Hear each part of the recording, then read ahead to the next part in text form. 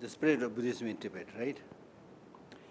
Before Buddhism was brought from India to Tibet, the religion that was widespread in our country was the Bon belief. That is the native religion, which is like shamanism, which is very much there still in Tibetan community in Tibet and also in exile. They are still active. So the point that I wanted to make is Buddhism, before Buddhism was brought from India, so Buddhism came from India. Buddha was an Indian, not a Tibetan. I always tease my Indian friends, Buddha was an Indian, not a Tibetan, right? It has originated, now in the case of the Bon religion, it had originated in the neighboring country called Shangshung, and until recently there were still centers in Tibet where the followers of Bon pursued deep study and meditation.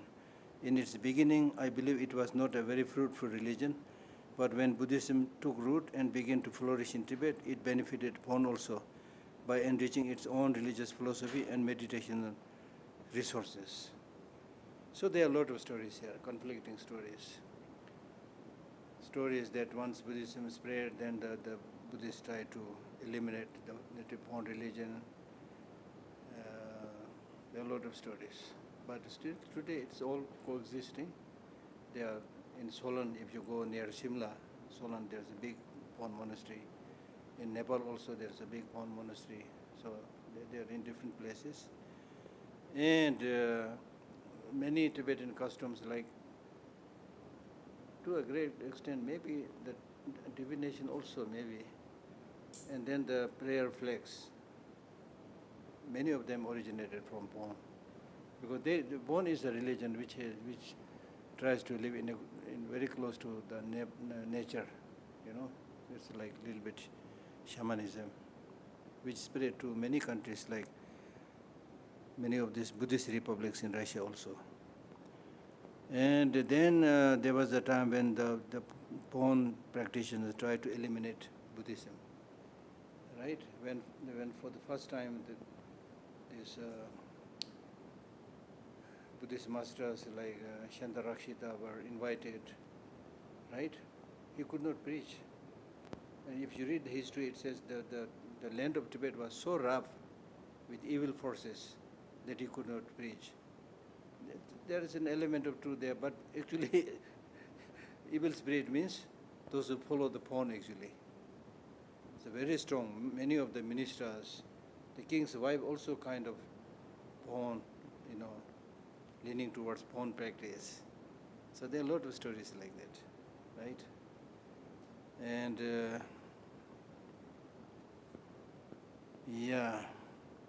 it was King Lhatoto Rinyensen of Tibet who first introduced Buddhism to the country well over 1,000 years ago. Buddhism spread steadily, and in the course of time, many renowned pundits from India came to Tibet. Several hundreds of Indian scholars came. And many of them are really good teachers. Many of them are business people looking for gold in Tibet, you see. So that's also a very interesting story. And translated the Sutra and Tantra text and their commentaries. These activities suffered a setback for some years during the reign of the irreligious king Langtharma in the 10th Christian century, but that temporary eclipse or setback was soon dispelled, and Buddhism revived and spread again, starting from the eastern and western parts of Tibet. Soon, scholars, both Indian and Tibetan, were busy once more in translating religious works, and distinguished pundits were visiting our country again for that purpose. So they did an excellent job of translating all the teachings of Buddha and all the Shastras of Indian masters. So normally there is a team of an Indian scholar and Tibetan scholar. They do it together. Then in terms of translating also, number one, there is a Lochung, which means small translator. He will do the first draft translation. Then Parshiji Lozawa, then the intermediate translator who will proofread that again. Then finally, the main proofreader, Shuchinji Lozawa, the main proofreader, who will just quickly go through and see So it's very systematic, very systematic. And then many of these teachings were then carved on the wooden plank. And then again team of scholars will review it, and if they find one mistake in the carving, it will be burnt. Then they have to redo it again. So everything is so correct, unlike the typos that we see in today's world with in the computer, very systematic. And if somebody composes a so-called text which is really wrong and not good, then the scholars will read that, and on finding that this is unworthy book, unworthy text, they would tie it on the tail of a dog. Yes, punishment. Yes, very strict, very strict. So that's why the translation is so good, because it is patronized by the king, right? So nowadays very difficult. For example, we had several meetings about standardizing the Buddhist translation, but nobody has the say, who can do what. So everybody comes up with their own translation. So it is not very systematic, and we waste a lot of time.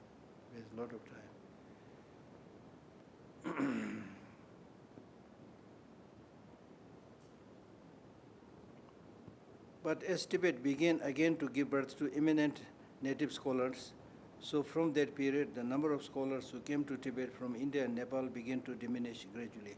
So in terms of this art of translation, Tibet probably is one of the best country. The oldest translation is Bible, right? After that, there were a number of translations also, but Tibet had a very strong tradition of translation. Now, even in exile, for the first time we published a proper science dictionary. And I had the privilege of attending that translation workshop several times. We started from library, then went several times to Atlanta, Emory University. So a group of us with some science professors, we sit together for many days and translate. In one workshop, we may be able to translate maximum 500 words, something like that. So we compile it, and now there is at least one dictionary already, just science dictionary. Just science dictionary. You can see it in the science department. It is there. It's also available online, I think. Yeah. And now, things like that. Now I'm planning to publish small books on small political dictionary, history dictionary, like that, to make sure that the Tibetan word is used precisely and correctly. Right?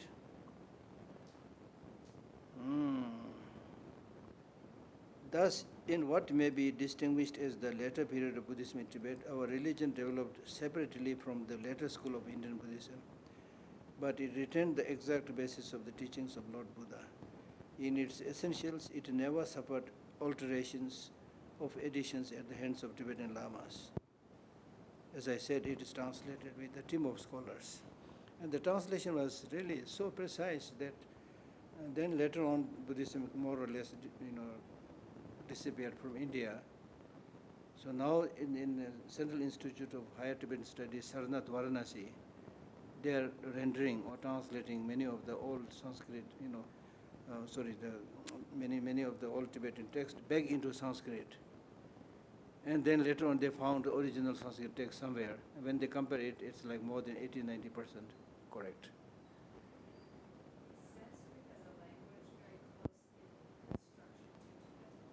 Very close, because Tibetan alphabet is based on Devanagari, which means Sanskrit. Very close connection. Unfortunately, these days people are so fond of translating into English and things like that.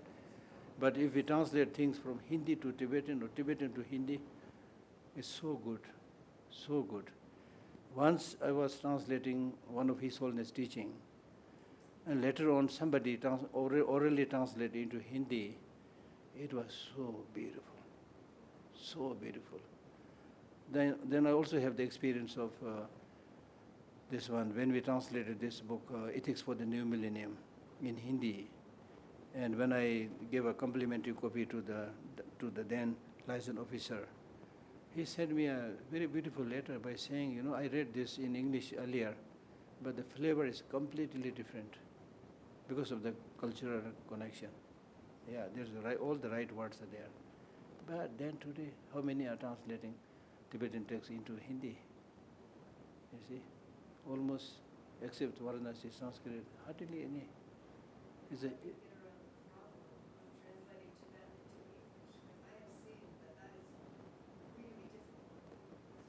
No, but difficult. But now it has really made so much development, so much development. Now it's quite easy to translate because so many scholars have translated books now. Several hundreds, thousands books have been translated, and then you can actually choose which word you want to use. Provided if you have a good knowledge of the original Tibetan text, you can really choose and at least choose the closest word. So it's much easier now, much easier, much easier. Not so difficult. But then in translation you have what we call as the free translation versus literal translation, which is sometimes called as meaning translation and word translation. So originally in Tibet, the translation was primarily done quite literal. So the good advantage with that is you can always translate it back and forth, But if you do a free translation, then for immediate purposes, the translated word is more easier for people to read. Because keeping in mind the fluency of English, you translate into English in such a way that the English readers feel it very comfortable. For example, the late Professor Jibril Hawkins, he had to translate over 30, 40 books, mainly His Holiness teachings. And he sticks to the original Tibetan way of translation. So if you're a new novice in understanding Tibetan Buddhism and want to study Tibetan text and English text together, if you read his book, it's so comfortable. Because for each Tibetan word, you have an English word here, But the many non-Buddhists, especially non-Buddhists or other English readers, when they read his book, they say, this is definitely English, but so bumpy, it's a bumpy ride, very difficult, right? So there are two ways. Again, as a translator, you need to go in between.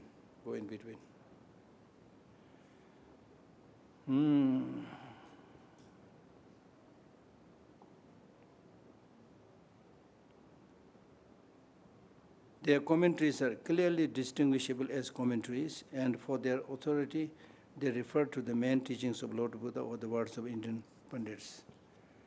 For this reason, I cannot think it is correct to regard Tibetan Buddhism as separate from the original original Buddhism preached in India, or to call it Lamaism. So His Holiness is very much against, people using this word Lamaism, as if the Buddhism in Tibet is something invented by some lamas. But those foreigners who came to Tibet, they call Tibetan Buddhism Lamaism. Why? Because Tibetans pay so much respect to the Lama. And also in their refuge formula that they recite, they say, I take refuge to the Lama, then I take refuge to the Buddha, to the Dharma, and to the Sangha. You see? So because of that, they say this is Lamaism. But His Holiness is very much against it, and he says it's not Lamaism, it is the tradition that came from Nalanda tradition. Okay?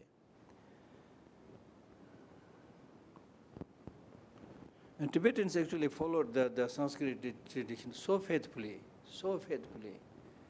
that even if it is a text written by Tibetan, not translated, in the beginning they will make sure that there is a word in Sanskrit, as if it is translated from Sanskrit, to show the authenticity, to say that this is equal to a text translated originally from the authentic Sanskrit source.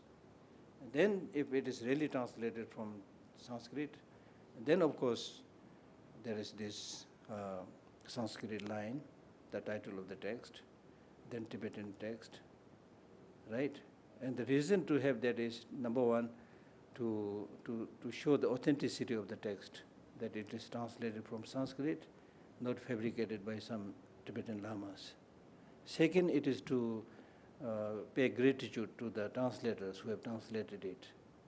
or the kings or ministers who commissioned to translate it, because if they had not done this job, Tibetans who have no idea about Sanskrit, they cannot read it. So today we can very comfortably read all these texts in Tibetan thanks to the translators. Right? So there are certain important things. Certainly, in minor matters, there have been differences due to local conditions, as for example, the difference in the habit worn by the religious in Tibet, right? Which is due to climate habit worn by, these are funny English, right? Habit worn by. Isn't this funny? Okay. Cloth. Okay. Habit worn by the religious in Tibet, which is due to climatic reasons. But I believe that a thorough study of the Tibetan language and Tibetan text is essential now for anyone who wishes to understand the entire teachings of Lord Buddha on both sutras and tantras, because Sanskrit is more or less lost completely. Now, many people treat it as a dead language. Buddhism, as we have seen, was not brought to Tibet all at once.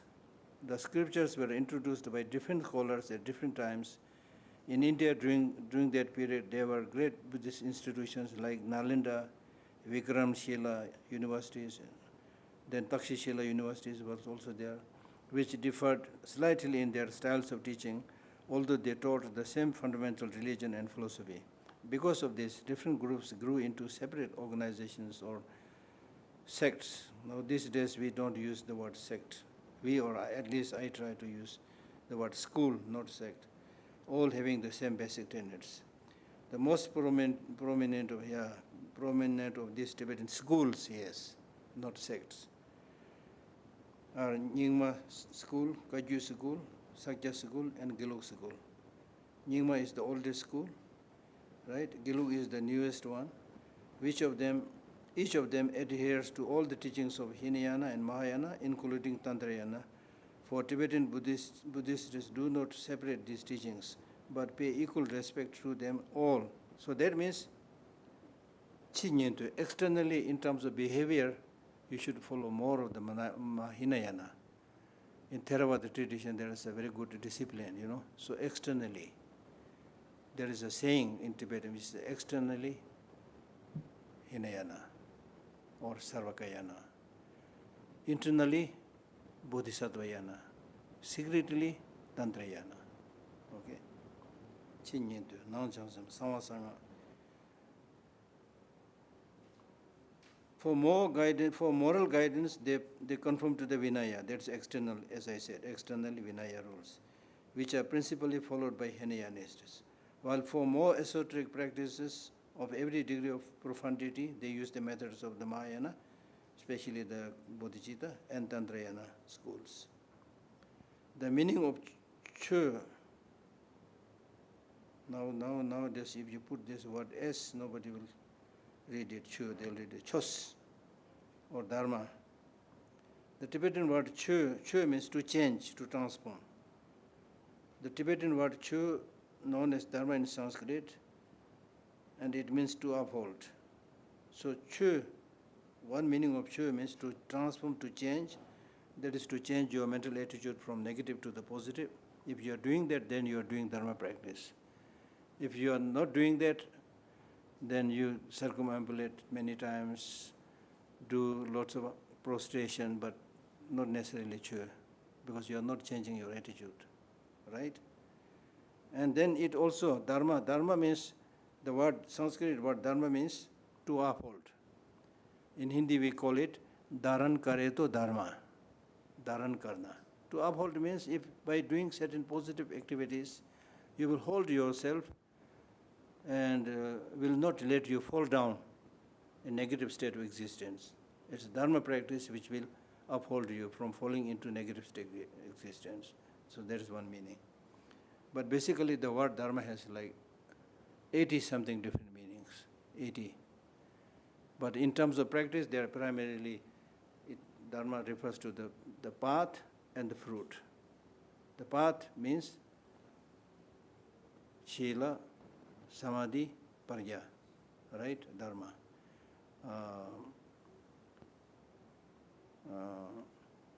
And the fruit means liberation. So when we say I'm doing dharma practice, means you should do a practice which will help you achieve that dharma, liberation. So in the true sense of the term, if you are doing your practice, aiming to get liberated from samsara, aiming to achieve liberation, then you are doing dharma practice. If you are simply doing it to become a good person, not aiming to that, then basically it's questionable whether you are doing dharma, strictly speaking. Okay? Because dharma refers to nirvana, liberation. All the objects, so loosely speaking, when we say to hold means to hold its identity. So from that perspective, all phenomena is dharma. This table is a dharma, their chair is a dharma, because the chair has its identity, table has its identity. So everything is dharma. Sure. All the objects of the world which have definable identities of their own are known as dharma. So this has nothing to do with your practice, dharma. So in the case of one person, how many identities are there? For example, in your case, how many identities are there? You can't count. You can't count. On one person, you have millions of identities. You are not a table, right? So your not being table is your identity. Your not being a dog is in your identity. Your not being chair is your identity. Right? Then your being Tibetan is identity. Your being Indian is your identity. Then among Indians also, your being somebody who came from Calcutta is your identity. Somebody who came from Russia is your special identity. Then within Russia also, the particular place where you came from, So on one individual, on one object, there are 100,000s of identities. So these days, when in my ordinary speeches and talks, I tell people, each of you have these identities of not being the other thing. So your not being a table, this is not an issue. If you say, I'm not a table, it's okay. Nobody is saying you are a table. But for the Tibetans, now, when the Tibetans talk about their maintaining their identity, it's important to say that we are not Chinese. Your not being Chinese is important. It must be asserted. It must be told, because the Chinese is saying that Tibetans are Chinese, which is not. But the poor table, it is not claiming things like that. So you don't need to worry. But at the same time, the benefit of knowing that is, your being not a table means you should not be sitting there like a table. Right? So one of your very important identities is your human being against animals. So what are the special features of a human being? Are you able to use all those special features of a human being?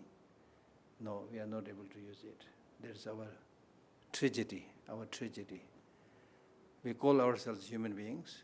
We look like human beings, but we may not be really acting like a human being. Human being is somebody who has some value system. I believe the word human, English word human, has some connotation of having some value. I vaguely remember I read it somewhere.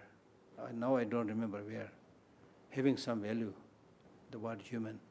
Or even otherwise, I have always been telling people, human beings have very special features. The features of being able to walk erect.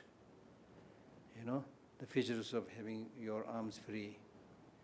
This long arms free is for hugging, not for hitting.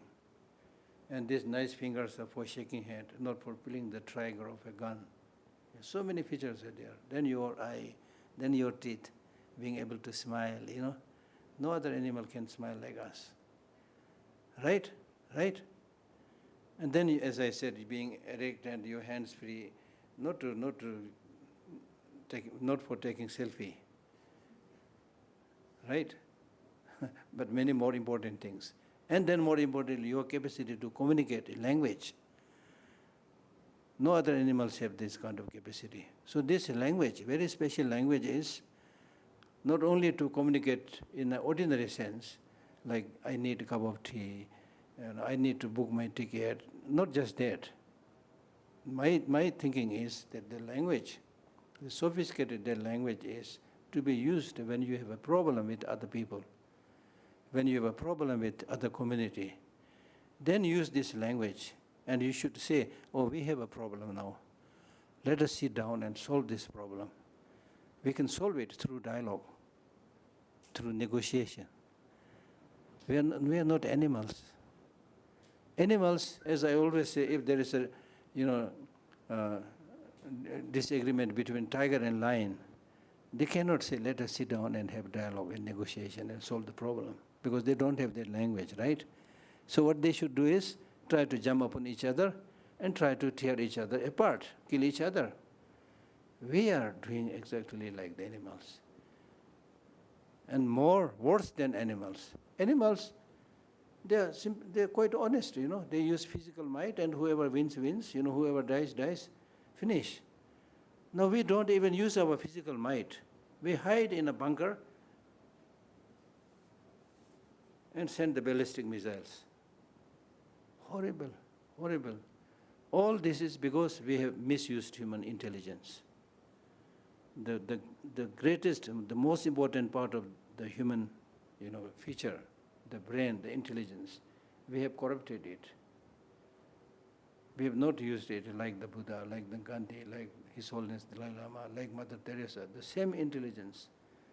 When you use it in a positive way, just one person can bring so much benefit, so much peace, so much happiness in the mind of so many people with one good leader. Contrarily, if there's a bad leader, just one naughty, narcissistic and whatever, bad leader comes, oh my God, it's creating so much unhappiness in the mind of so many people.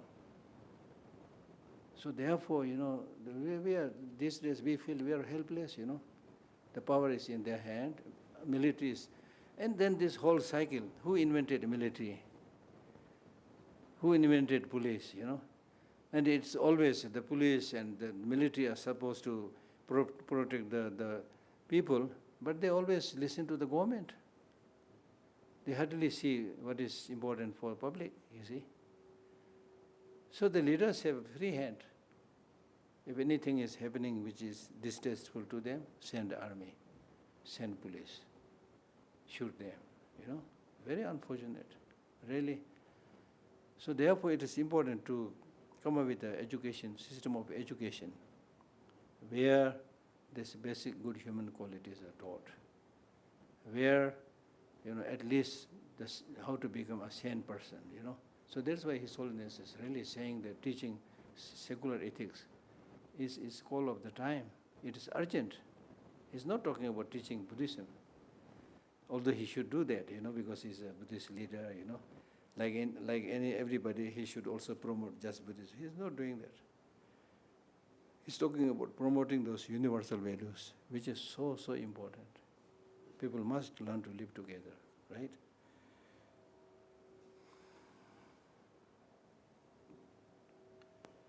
All the objects of this world which have definable identities of their own are known as Dharma. There is another, so we are not talking, when we talk about Dharma practice, we are not talking about that. There is another meaning of Dharma, and this is to hold back from impending disaster. If you fall into negative state of existence, if you fall into the hell realm, or realm of the ghost, whatever, or even in this life, if you don't do these good practices, good ways of life, you will fall into negative habits, and you will be killed, you will be imprisoned, This is the news that we hear all the time these days. It is in this sense that Dharma can mean religion, in that sense. That is to say, as opposed to secularism. Generally speaking, any noble activity of mind, body, and speech denote Dharma or religion, generally speaking, which can save or hold one back from disaster. One is considered to practice religion if one implements these activities. But to be very strict, Dharma practice means a practice which leads to liberation.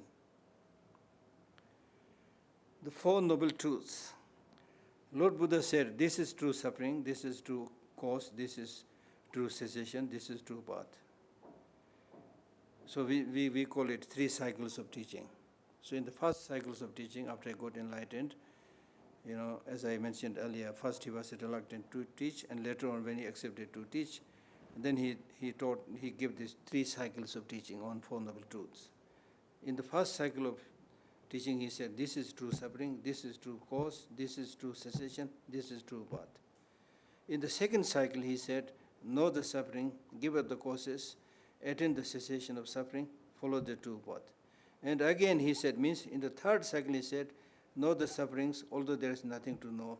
Relinquish the causes of misery, although there is nothing to relinquish. Be honest in cessation, although there is nothing to cease. Practice the means of cessation, although there is nothing to practice. Now, this is very profound. For example, when he says, in the first cycle, he says, this is true suffering. When he uses the word, this is, where do you think he is pointing? Huh? When he says, this is true suffering, where he is pointing? The book, this is true suffering? No. Then what? Existence, table. It's pointing to yourself. This body, this psychophysical aggregate, which is projected by karma and negative action, this is true suffering. This is true origin of suffering, negative emotions there within you. And the solution is also there, you.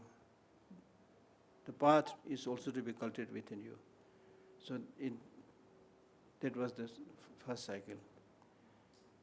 So this being the case, he says in the second cycle, therefore you should know the suffering. Suffering should be known. And the origin of suffering should be eliminated. And cessation should be actualized. And to actualize cessation, one must meditate on the path. Right? So each of these lines, you should really think very carefully. Suffering should be known just by that statement. When he says suffering should be known, okay, how many types of sufferings are there? How many are there? Roughly speaking, physical suffering, mental suffering. Huh? Emotional suffering. Mental suffering means emotional suffering is also there. Then if you expand it, go to a little bit deeper, then there are three types of suffering. Suffering of change, conditioned suffering. Suffering of suffering means, huh?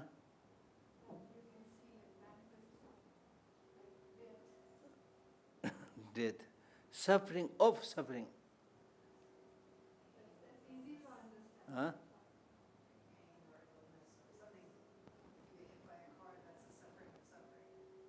Why?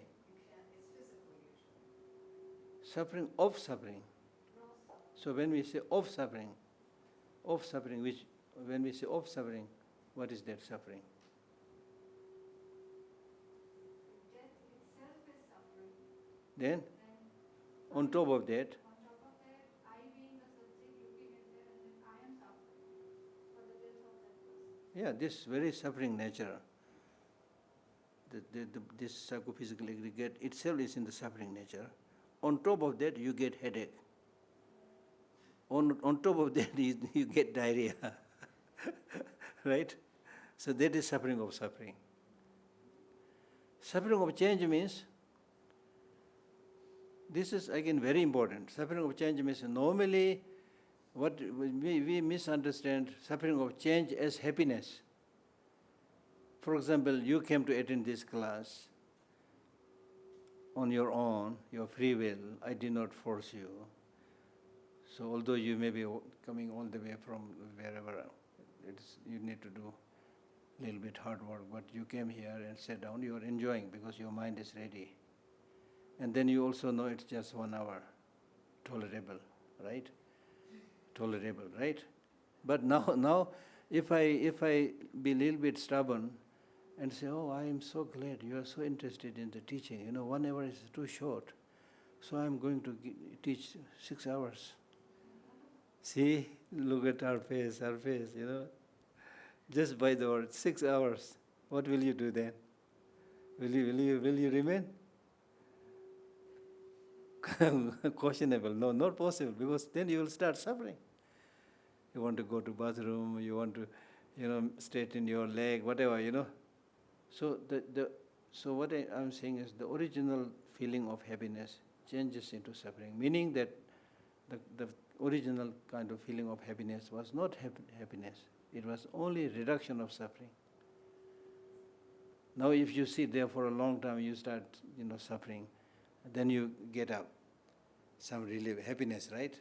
Keep on standing, then again change into suffering. You want to sit, right? Similarly, during lunchtime, very hungry, so first few mouthful of food is really happiness, nice, but keep on eating. How much you can eat, you see?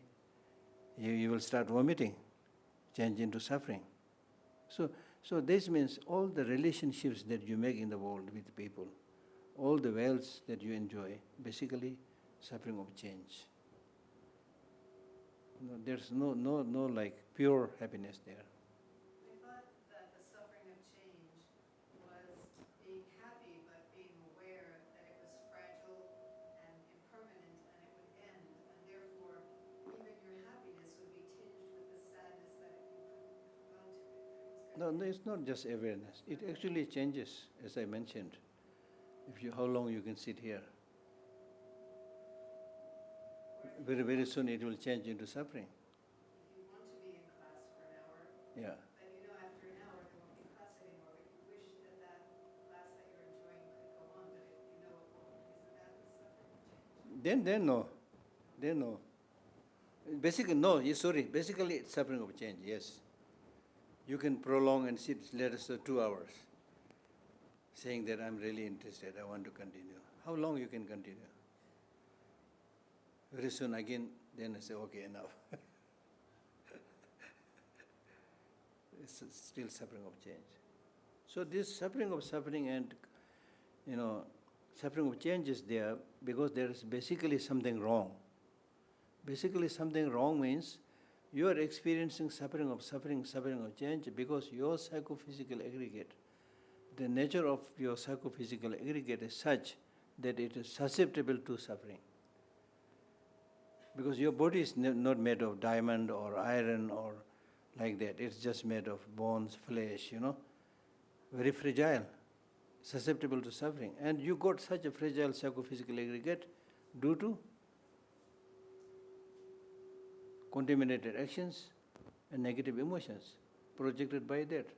So anything projected by negative emotion and karma cannot be an object that can enjoy happiness for a long time, right? So therefore the text is saying if you really want to get happiness, then you need to give up this psychophysical aggregate, this contaminated psychophysical aggregate that you have right now. So the only solution is get completely liberated. Liberated means liberation from where? Liberation from the bondage of negative emotions, whose root is ignorance. It's only after when you get rid of negative emotions and ignorance and get liberated, then you are really free. Then you really can go for a long holiday. That is what is said in the text. Okay? Huh? How long How long? is it going to take? Is it going to take? Going to take depends upon your effort. Depends upon your effort.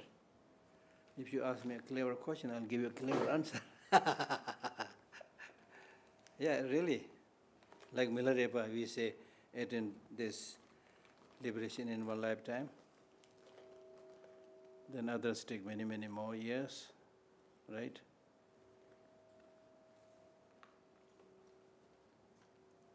Okay?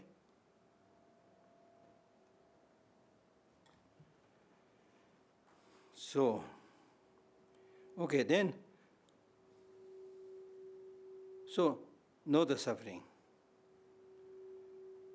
Now, when you know the suffering, then if you really precisely know the suffering, for example, if you get a very, very strong like stomach ache or headache, what will you do? You don't want to sit there experiencing that. You will go to hospital or somewhere thinking that there is a solution for that, right? So similarly, when you know this suffering very precisely, very clearly, then you will start thinking, what is the cause? What could be the causes? Right? And after knowing the cause, you should then eliminate it if possible, otherwise at least reduce the intensity of that causes. Just like having taken a poisonous food and then you got very ill. Then on realizing that I've taken poisonous food, then you will take medications to remove the effects of that poison, and in the future you will make sure that however delicious that food is, you will not eat it. Or even if you are tempted to eat it, just a little. Like that. So the cause must be eliminated. If you don't eliminate the cause, there's no point saying that I'm suffering. Right? Then the next question is, attain the cessation. So that means by knowing the cause, right, make attempt to put an end to the causes which generated the cessation. Meaning the question is, can I put an end to these causes? Can I put an end to negative emotions? Can I put an end to ignorance? Right?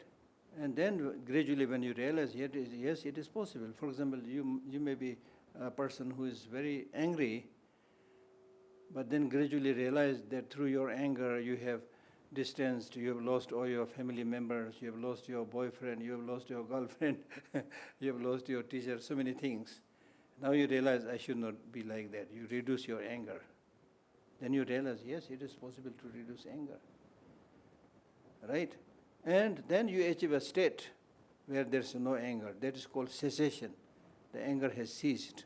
Negative emotions have ceased. So cessation here basically means, in the ultimate sense, cessation means liberation, nirvana.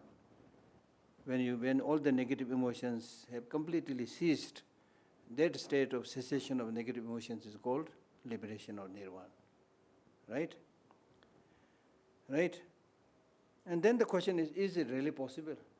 I mean, this is a very, very challenging question. Is it very possible, given my hot-tempered, nature? Is it very possible? Like I was watching the people in Ladakh, seeing His Holiness. Everybody has a different problem, So there was one girl, one woman who said, I'm very hot-tempered. I get very angry very easily. What should I do, So different people have this kind of problem, you see, really. So some people really think it is not possible for me to do this. It's not possible for me to give up chocolate, whatever. Right? It's like that. It's like that. So therefore it says, yes, it is possible because there is a way. There is a way. The 9 steps of Alcoholic Anonymous, something like that, There is a way. There is a way. If there is no way, if there is no path by following which, if you are unable to put an end to negative emotion, then there's nothing you can do. You just have to accept your fate and commit suicide or whatever, But that's not the case. If you have anger, there is a path. The path is patience. If there is hatred, there is a path to remove hatred. The path is loving kindness. Right? And then if you have very strong ignorance, there is a path. The path is wisdom. There is counterforce against misconception of reality. So there is a path. Right? So therefore, that's good news. There is a path. Right? So follow the true path. There is a path. So therefore follow it. Cultivate wisdom, cultivate compassion, things like that. Then in the third cycle he says, although suffering should be known, but there is nothing to know. Right? So although suffering should be known, but there is nothing to know means, although suffering should be known, but there is no suffering which has independent existence.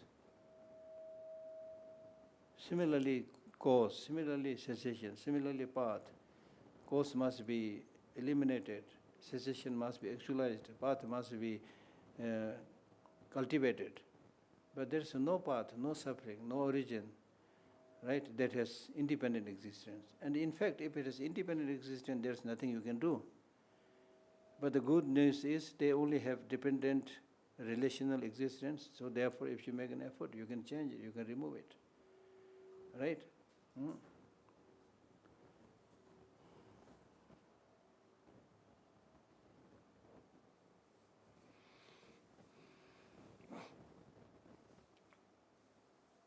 These are the three views of the intrinsic nature, action, and the ultimate result of the Four Noble Truths. Yeah, so intrinsic nature, when we say know the suffering, that is talking about the nature. Then remove suffering, action, and the result is nirvana, liberation. According to the Madhyamika theory, originally taught by Nagarjuna, actually in Sanskrit it's called Nag Arjun. Now these days we recite Nagarjuna, but it's a Nag Arjun. So Arjun is out of the 5 Pandava brothers, right? Very famous 5 brothers, in which one brother's name was Arjun. Arjun means he was a very skilled archer, right? Shooter. He will never miss the target. Very famous. Once he decides to shoot somebody, never misses the target. So then there is this war that has been fought, with what Kauravas, Kauravas and Pandavas. If you go to this, when you go to New Delhi, there is a place called Kurukshetra, where they had this huge Mahabharata war. So a lot of stories are there. When I was a student in central India, Madhya Pradesh, just very close to the school, on the mountain, they have the Pandava caves there. Right? It's a very famous, legend.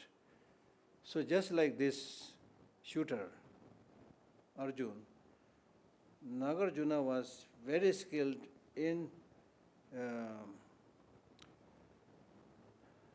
how should I say, in practicing or something of the Naga. He is able to maintain this very close, special relationship with the Naga, like Nag Arjun. Nag means basically snake, right? And in fact, he went down to the underground, the ocean, whatever, where the Nagas live, and then brought some of this Buddha's text from the land of Naga. And they respected Nagarjuna very much, and said, there is one text which, part of which they did not send is with him. They said, we'll give you the rest only when you come back again. So some missing parts are there. So there's such story, So Nagarjuna, taught by Nagarjuna, a scholar of the 3rd century of the Christian era, a theory which remains supreme among all the theories of different Buddhist schools. Madhyamika theory. Madhyamika means middle way theory. Middle way theory means things exist but do not exist independently. If you say things exist independently, that's one extreme. If you say things don't exist at all, it is one extreme. And he gives the middle way. Things exist, but they exist dependently, not independently. So he proposed that middle way. And His Holiness is now following not only this Madhyamika way, but even in the Tibetan struggle, he followed this middle way. That when you try to solve a problem, you should think about 50-50. 50 for that person, 50 for yourself. You cannot win 100%. Nobody can win 100%. So that's why His Holiness came up with this middle way when in dialogue with the Chinese government, right? Madhyamika theory, originally taught a scholar of the theory which remains supreme among all the theories of different Buddhist schools. The explanation of these truths is this. True suffering means samsara, the entire round of existence, of birth and... So where is samsara? Again, as I pointed, you and me, we are samsara, not this whole of the library. Don't say I went to the samsara of library. We are the samsara, with this psychophysical aggregate. the entire round of existence, birth and rebirth. We die, then born again, we die and born again. That's called samsara. We are not talking about like table disappearing, coming back again. This is samsara. Samsara is explained in the case of a sentient being which has emotional feeling of happiness and suffering. And that suffering arising from karma, which is the cause. There is action and reaction. So karma has no fatalistic idea. Many people misunderstand karma. They say, oh, it's my karma. Nothing can be done. That's wrong. That's wrong. That's wrong. But for example, there's some kind of fruits of karma, like for example, if you're born without hands, then that's it. There's nothing much you can do, right? The fruit has already been ripened. Otherwise, you can change the course of the karma. So here His Holiness says, karma means action and reaction. Do good, have good. Do bad, have bad. There will be boomerang effect. And from delusion. So the cause, when we say cause of suffering, it is primarily the karma and delusion, which means negative emotion. True cause means karma and delusion, which are the causes of true suffering. True cessation means the complete disappearance by degrees. Of course, there is no push button enlightenment, by degrees of the preceding two truths. Right? The true path is the method by which we arrive at true cessation. So the three trainings like morality, samadhi, and prajna. And thus the true cause of suffering leads to true suffering, but in following the true path, we arrive at the goal of true cessation. Although this is the natural sequence, Lord Buddha preached the Four Noble Truths by placing the effects first and causes after. The reason for this is that if the nature of suffering is determined, the cause of it may be deduced. And when this desire to eliminate the cause of suffering is strong, means will be found to abandon. So that means there is an actual experience and the way Buddha taught it, right? In actual real life, there is a cause, from the cause comes suffering, right? But when Buddha gave the teaching on the Four Noble Truths, he first taught true suffering. That means unless you have a clear understanding of what suffering means, you will never make a move to find the origin of suffering, right? So because of this, the sequence of his teaching is different. Okay? So we stop here. Any questions?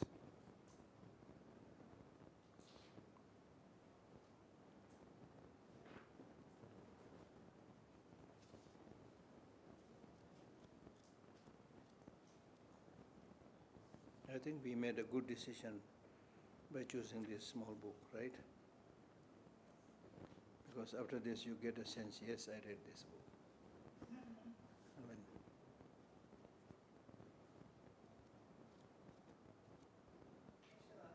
We still have 5 more days. Where it says Madhyamika is the theory, blah, blah, blah, blah, blah. Is it Madhyamika, does that mean perfect wisdom, basically, the theory of perfect wisdom? Huh? Is Madhyamika the theory of perfect wisdom? Yeah. That's how you could think of it. So Madhyamika, as I mentioned, the middle way. Right. Middle way means, in that Madhyamika philosophy, a path of cultivating a wisdom, as you mentioned, is taught, where you are able to pinpoint the ignorance, which is the cause of suffering. Right?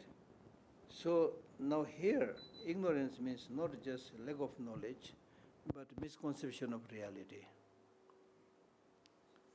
And that misconception can be removed by right conception. The right conception is the wisdom that sees things as they are. Right? Normally we give the example of taking a coiled rope as a snake, as we say. Right? It's because of misconception, ignorance. But once you come up with the light of the wisdom, then you are able to see, oh, it's a coil of rope, not a snake. Your fear is gone. Something like that. I mean, this is such a fantastic example. Have you heard about this example? You heard about this example? To explain this point, we say that ignorance is source of all problems, source of all negative emotions, right? Now, ignorance means seeing what is not right, what is not correct, right? So the example that I'm talking about is, there is a story of an Indian teacher who, after giving some teachings in the class, then after the end of the class, he tells one of the students, says that, take this book and put it on the table in my living room. The student goes, and before he reaches there, he comes back very frightened. The teacher says, what happened? He says, I can't go because near your table there is a snake lying there. Then the teacher says, okay, I'll give you a mantra to recite, Om Mani Padme Hum or whatever, Namo Shiva or whatever. Then the snake will run away. So he went reciting that mantra, but still the snake is not moving. He comes back to the teacher saying that the snake is not moving. Then the teacher gave him a lamp. When he took the lamp, and because of the light of the lamp, when things become very visible and clear, there is a coil of rope, no snake. So although it's a coil of rope, but because of your misperception, you get fear as if there is a real snake. So it doesn't have to be there to get that fear. Because of your misconception, you develop this fear. Because of this misconception, you develop this suffering. So that's why His Holiness always says, much of our suffering is unnecessary suffering. You are suffering because you don't have the knowledge, you don't have the awareness, you see. For example, if I look at you, something like this, you would imagine that I'm really cursing you or saying very nasty thing. You might get upset or angry, you see. But I was actually reciting Om Mani Padme Hum. You see? So you can't really judge from the external appearances. So that's why we say appearances are deceptive. Don't just go by the appearance. Take time. And we are cheated and deceived 100 times because of going after appearances. Whether it's shopping in a mall, whether it's your marriage, finding boyfriend, girlfriend, you go after appearance. Yes, the boy is handsome. You go after that, not knowing what kind of person that is. Then very soon you find that you are going after a wrong man. You get problem. You go to a big mall and everything is arranged so nicely on the shelf. You think, oh, this looks delicious. You pick up, buy one. Later you find the date is over, whatever, So appearances are deceptive. So don't go after appearance. Use your brain, use your intelligence to find the truth. Don't just listen to people. Don't judge people, that's what we say. Don't just listen to people, because people have different perceptions. The same person, one will say it's amazing person, another will say horrible person. Because different people have different karmic connections. The same person may treat you nicely, not me nicely. That's also one reason. Another is my deluded mind sees him or her in different ways. So it's very confusing actually. So therefore don't judge quickly. Take time. All right? See you on Monday.